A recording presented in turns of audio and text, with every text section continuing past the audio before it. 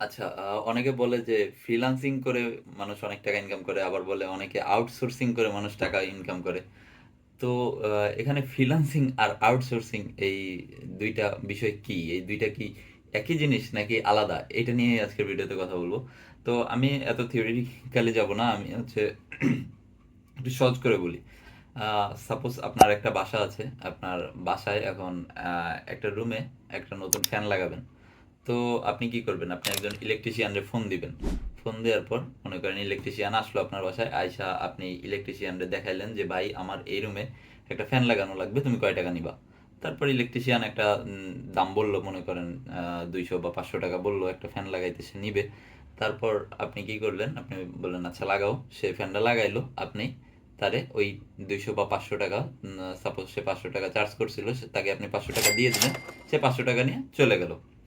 তো এখানে আপনি কি করলেন? আপনি যে লোকটারে আনলেন, তারে কিন্তু আপনি মাসিক কোনো স্যালারি দিয়ে রাখেননি। তাকে হুট করে ডাক দিছেন, সে আইসা কাজটা করে দিয়ে গেছে।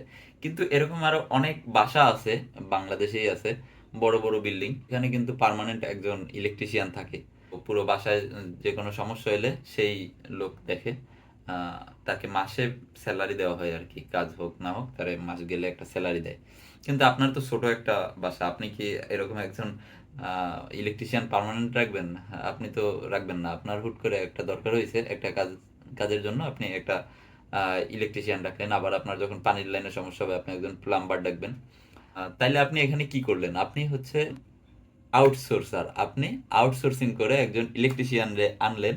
সেই ইলেকট্রিশিয়ান আপনার বাসায় কাজ করে গেল। সেই ইলেকট্রিশিয়ান হচ্ছে freelancer. Say on kind of এটা সে একটা মুক্ত পেশাই বলা যায়। কারণ সে আপনার কোনো বান্দা ধরা এমপ্লয়ি না।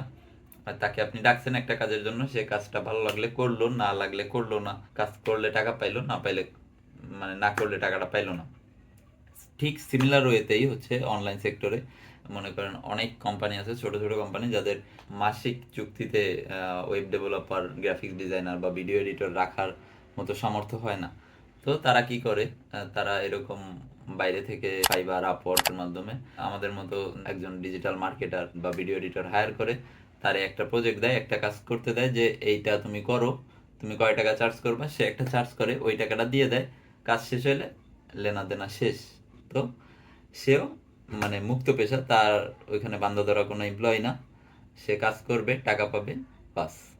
কোম্পানি হচ্ছে আউটসোর্সিং করে, আর আমরা যারা সার্ভিসটা দেই আমরা হচ্ছে ফ্রিল্যান্সিং করি।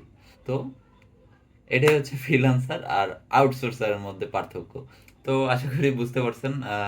জানি না কেমনে বুঝাইছি, মানে আমি কতটুকু কি বুঝাইতে পারছি। তো ভিডিওটা ভালো লাগলে সাবস্ক্রাইব করেন। তো দেখা হবে নেক্সট ভিডিওতে। আল্লাহ হাফেজ।